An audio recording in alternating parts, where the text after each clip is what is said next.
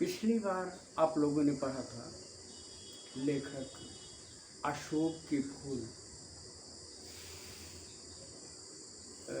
निबंध में अशोक के फूलों को देखकर दुखी होता है। उसका विचार है कि अशोक के फूल को जो सम्मान साहित्य में समाज में प्राचीन काल में था वो धीरे धीरे समाप्त हो गया। वो बताता है कि अशोक के फूल का संबंध हम लोगों ने अनेक प्रकार से किया है, जिनमें वामन पुराण के अनुसार कामदेव के जो कामदेव का के 5 बाण हैं उनमें अशोक के फूलों को स्थान दिया गया। इस बात को स्पष्ट करते हुए हजारी प्रसाद द्विवेदी जी बताते हैं कि इसका मतलब यह है कि अशोक के फूल को हमारी संस्कृति में यानी आर्य संस्कृति में गंधर्व संस्कृति से स्वीकार किया गया। यानी प्राचीन काल में गंधर्व संस्कृति में अशोक के फूल को महत्वपूर्ण स्थान दिया गया था। बाद में इसे आर्य संस्कृति ने भी स्वीकार किया, किंतु धीरे धीरे आर्य संस्कृति में भी इसका लोप होता गया। परिवर्ती ग्रंथों में बताते हैं कि बौद्ध ग्रंथों में भी कामदेव का एक आख्यान प्राप्त होता है। इसमें वे गौतम बुद्ध की तपस्या को भंग करने का प्रयास करते हैं और उसके बाद वे मान लेते हैं कि वे हार मान लेते हैं और बौद्ध को अपने से श्रेष्ठ स्वीकार करते हैं। आगे देखते हैं अगले उसमें लेखक बताता है कि कुछ बातें तो मेरे मस्तिष्क में बिना सोचे उपस्थित हो रही हैं।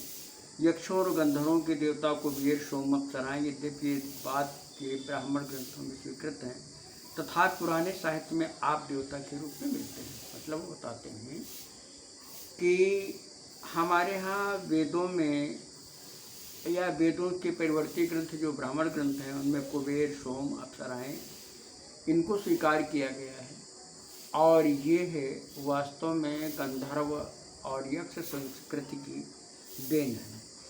तो वो बताते हैं कि इनको बाद में आप देवता मतलब जो देवताओं से निम्न है ऐसे देवताओं के रूप में स्वीकार किया है। लेखक का मंतव्य है, लेखक मानता है कि जब आर्य संस्कृति के प्रचारक, आर्य संस्कृति के पुरोधा, आर्य संस्कृति के लोग जब भारत में आए उस समय यहाँ पर यक्ष, गंधर्व, असुर, बानर और गिद्ध, ऋक्ष जैसी अनेक जनजातियाँ थी और इन जनजातियों की संस्कृतियाँ थीं। वे बताते हैं कि इनमें से कुछ लोग ऐसे थे जिन लोगों ने आर्यों से संघर्ष किया और जिन लोगों का संघर्ष बहुत समय तक चलता रहा उन लोगों को आर्यों ने अपना शत्रु मानते हुए उन्हें अपमानित रूप में चित्रित किया। इसके बाद वे बताते हैं कि कुछ जातियां थी जो सरल थी, सहज थी और सामान्य रूप से उन्होंने आर्यों की अधीनता को स्वीकार कर लिया। जिन लोगों ने आर्यों की अधीनता को स्वीकार कर लिया उनको आर्यों ने अपदेवता के रूप में यानी उनको अपने ही समान मानते हुए अपने से कुछ नीच स्थान दिया। अशोक के फूल के विषय बताते हैं कि महाभारत में एक आख्यान है जिसमें बताया गया है कि संतानार्थिनी स्त्रियां अशोक के फूल के पास आती हैं और उसके लिए इससे उनमें जो संतान उत्पत्ति की क्षमता है उसका संचार होता है। लेखक बताता है कि सांची भरहुति के जो गुफा चित्र हैं उनमें बहुत से लोग, बहुत सी स्त्रियों का चित्रण हुआ है जो जिनको यक्ष कहा गया, यक्ष मूर्तियाँ कहा गया, और बताया गया है कि वे अपने कटदेश में एक चौड़ी मेखला पहनते, मेखला माने करधनी है ना, और कटी कमर, और उनकी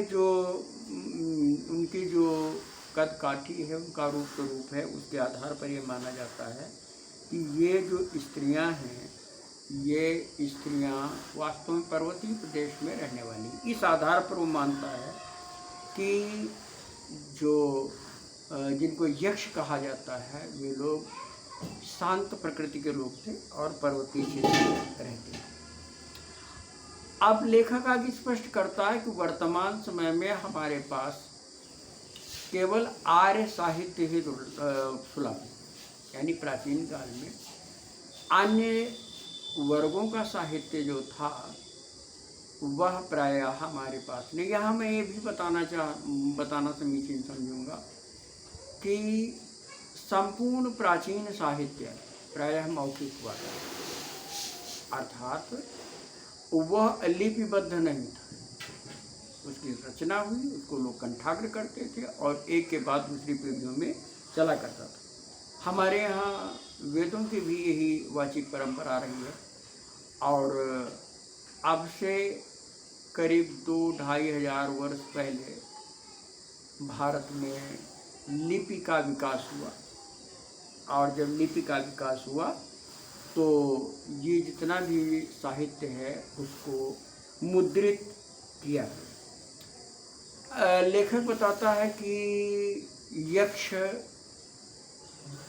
विभिन्न प्रकार की धातुओं के संधान में दक्ष थे। वे अनायास ही रत्नों और स्वर्ण आदि धातुओं को प्राप्त कर लेते थे, इसलिए वो धनी थे। गंधर्व आदि जो थे वह ललित कलाओं के मर्मज्ञ थे, और इस प्रकार वो नाच गान आदि में कुशल थे।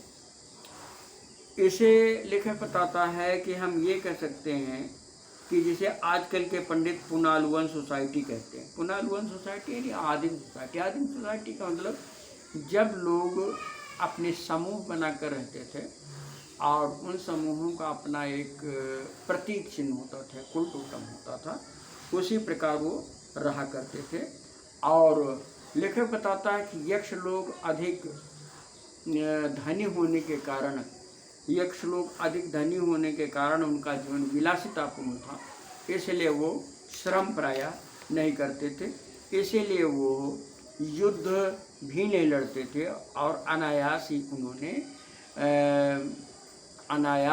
उन्होंने आर्यों की अधीनता स्वीकार कर ली। लेखक इस बात को एक और तरह से प्रस्तुत करता है कि गंधर्वों के देवता थे कंदर्प, और कंदर्प का मतलब कामदेव, और बाद में जो आर्यों के अधिपति हैं, जो देवों के स्वामी हैं, जिनको हम इंद्र कहते हैं, उनका मुसाहिब यानी सेवक बनना स्वीकार करना पड़ा। मतलब क्या हुआ?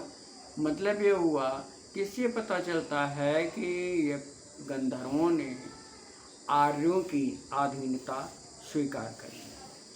अब इसके बाद ये बताया जाता है कि महाराज भोज ने सरस्वती कंठाभरण नामक पुस्तक लिखी है। उस पुस्तक में उन्होंने अशोक के वृक्ष की पूजा का जिक्र किया है, और ये बताया गया है कि अशोक के संबंध में एक उक्ति, एक मिथ प्रचलित था कि जब कोई भी युवा स्त्री अशोक के जड़ पर चरण तारण करती है, अर्थात अपना पैर मारती है, तभी उसमें पुष्प लगते हैं। हालांकि यह एक मिथ और काव्य रूढ़ी हो सकती है। लेखक आगे बताता है कि अशोक के प्रति हमारा अनुराग ना होने का कारण शायद ये था कि शायद उससे हमें कोई विशेष लाभ नहीं हुआ। मतलब लेखक बताता है कि दुनिया बड़ी भुलक्कड़ है, केवल उतना ही याद रखती है जितने से उसका स्वार्थ सधता है। यानी जिनसे हमें हमारा स्वार्थ सिद्ध होता है, हम उनको तो विशेषता देते हैं और उनको जो है उनको अपने में मानते हैं।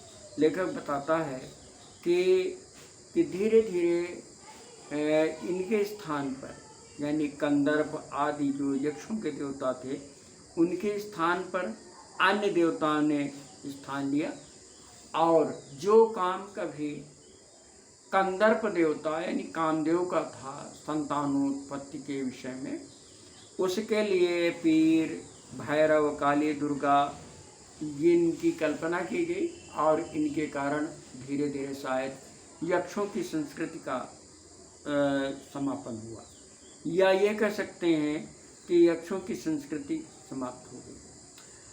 लेखक आगे बताता है कि हमारी संस्कृति लगातार विकासशील रही, विकसित होती रही, और लेकिन कोई भी संस्कृति कितनी भी विकासशील हो, विकास की यात्रा में कुछ नया जुड़ता जाता है और कुछ पुराना नष्ट होता जाता है। लेखक बताता है कि जब एक समय था कि हमारे संस्कृति में त्याग और अध्यात्म को महत्व दिया गया, धीरे धीरे एक समय ऐसा आया कि जब उसके स्थान पर विलासिता को महत्व दिया गया, और इस प्रकार लेखक बताता है कि यह काम भी, यह संस्कृति भी स्थिर न रह सकेगी। लेखक आगे स्पष्ट करता है कि जैसे एक समय राजतंत्र था और भारतीय राजतंत्र की अपनी विशेषताएं थी, हम उसका सम्मान करते थे। फिर उसके बाद भारत में मुग़ल संस्कृति आई, और उस मुग़ल संस्कृति ने अपने अनुसार जो कुछ उनकी संस्कृति थी उसके अनुसार एक जो समाज का स्वरूप विकसित हुआ, उसके अनुसार उसे हमने श्रेष्ठ माना। लेकिन उन्होंने बताया कि अब यूरोपीय प्रभाव के कारण, यानी जब ये निबंध लिखा गया तब के लगभग, यूरोपीय प्रभाव के कारण जो औद्योगिक क्रांति है उसको विशेष महत्व दिया गया है। लेकिन वो कहते हैं कि एक समय आएगा जब यह औद्योगिक क्रांति के कारण जो सुख और विलास के साधन बन रहे हैं, इनसे भी हमारे मन को विरक्ति उत्पन्न होगी, और इस विरक्ति के फलस्वरूप यह भी स्थिर न रह सकेगा। लेखक बताता है कि ये जिस प्रकार अशोक के फूल एक समय में संस्कृत साहित्य और समाज में सम्मानित थे, लेकिन धीरे धीरे उनका समाज में सम्मान समाप्त हुआ, उसी प्रकार समाज में अपने अपने स्थान पर, अपने अपने समय पर विभिन्न प्रकार की वस्तुएं आया करेंगी, जुड़ा करेंगी और कुछ समाप्त होगी। यहाँ पर कुछ वाक्य हैं। एक वाक्य है, आप पुस्तक में देखेंगे, किसलय प्रसवोपि विलासी नाम मदयिताम दयिताम स्वर्णार्पिता। तो किसलय प्रसवोपि विलासी नाम मदयिताम दयिताम स्वर्णार्पिता, कहते हैं कि एक समय था जब अशोक के नए नए पत्ते जो किसलय होते हैं, वो भी जब निकलते थे, नए नए पत्ते आते थे, तो वो भी दयिताम माने सुंदरियों के कानों के आभूषण की तरह विलासियों के मन को मतवाला करते थे। अगले एक वो है सूक्ति, एक आई है संस्कृत सूक्ति, श्री सुंदरी साधन तत्पराणाम योगश्च भोगश्च तरस्तयो। यहाँ पर लेखक ने उस परिस्थिति का वर्णन किया, उस बात का वर्णन किया है जिसमें जो वामाचारी साधना है उस साधना के अनुसार बताया गया है, जो श्री सुंदरी साधन तत्पराणाम, यानी जो वामाचारी हैं, श्री अर्थात वैभवपूर्ण धन से, विलासपूर्ण साधना से, वे मानते हैं कि उनके लिए योग और भोग दोनों ही हाथ में हैं। तात्पर्य यह है कि उनका ये मानना था कि जैसे अन्य उसमें है, तो यदि हम ईश्वर की प्राप्ति के लिए साधना करते रहें तो भोगों से वंचित रह जाएंगे, लेकिन वो मानते हैं कि हमारी साधना में सफल होने पर हम योगियों के समान मोक्ष प्राप्त करेंगे, और यदि असफल हुए तो हम भोगों को तो प्राप्त ही कर रहे हैं।